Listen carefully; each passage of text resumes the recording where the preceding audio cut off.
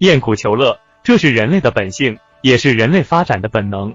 可是世间科技文明急速发展，带给社会繁荣，人民富有，却没有使人类的生活更加明智合理或安心自在，反而使人陷入更多的困顿与惶恐。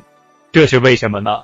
依佛教的见解，人生痛苦的根源在于无明，因为人们对世界的本质有根本上的误解，所以苦痛就会像涟漪一样，一个接一个发生。何谓佛教的真理呢？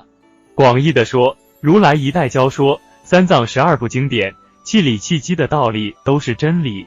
综合其法要，可归纳为：第一，苦惧。苦通常是指我们受到业、妄想、烦恼的控制，而有五阴炽盛，身心痛苦的感受。所谓苦受固然是苦，乐受也会坏苦，不苦不乐受也会行苦。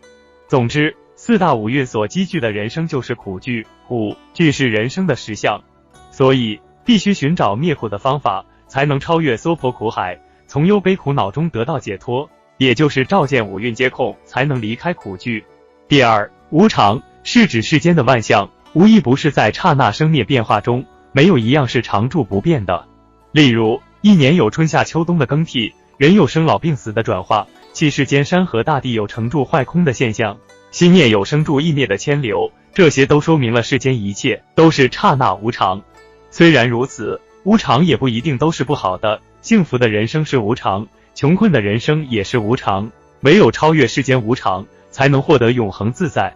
第三，无我。所谓我，是主宰和实体的意思，但实际上并没有一个真正可以主宰的我，或是可依赖的我，因为我不能自由，不能自主，更没有实体。我们要求青春永驻，希望永远幸福安乐，哪里能如我所愿呢？所以佛教讲诸法无我，是认为宇宙万有皆是因缘和合所生，不能单一、独立或自我单独的存在。人生要超越假我的执着，才能证得真我的自性涅槃。第四，空性。所谓空性，并非指存在的东西忽然变得不存在了，而是指一切事物的存在是无自性的，没有不变不灭的实体，所以空性才是实相。佛陀说，物质的存在如泡粒，感受如水泡，表象如阳焰，意欲行为如芭蕉，识别作用如幻化。唯有离开错误虚幻的认知，才能证悟生灭缘起的空性。第五，业感。业是指行为、行动或造作的意思，它包括身体、语言、思想三业。业无论善恶好坏，都会产生一种力量，能驱使我们去造作新的行为，而新的行为又会产生新的力量。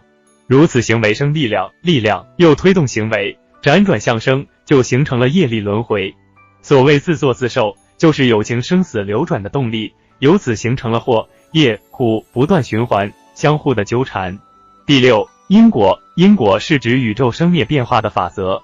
瑜伽师地论卷38说，以作不失，未作不得。这揭示了佛教因果论的特点，说明万事万物都是仗因托缘，才有果的升起，而此果又成为因，等待缘，聚合又生他果，如是相依相摄，因缘果报形成森罗万象，无穷无尽的世界。第七，缘起，即此有故彼有，此生故彼生，是说明世间万物彼此依赖而存在的法则。世间一切的事物，既非凭空而有，也不能单独存在，必须依靠种种因缘条件和合才能现起和存在。一旦组成的因缘散失，事物本身也就不复存在。第八，中道。中道就是超越有无、增减、善恶、爱憎等二边的极端。如人生热烘烘的一味追求欲望享乐，或冷冰冰的舍离一切，直指苦行，都是不恰当的。应离开邪见执着，而行不偏于左右任何一方的中正之道。但我们也不能将中道误以为是折中之道、中庸之道。中道应以般若智慧来调和事理，融合有无。中道是以般若智慧来导正无人的行为，趋向解脱之道。第九，般若是指向人生正途的光明法具。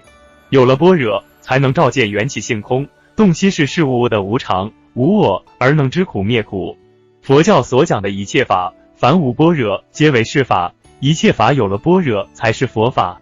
如不施而有般若，才能三轮体空；持戒而有般若，才能饶益众生；忍辱而有般若，才能无生法忍；精进而有般若，才能愤而不懈；禅定而有般若，才能证悟觉道。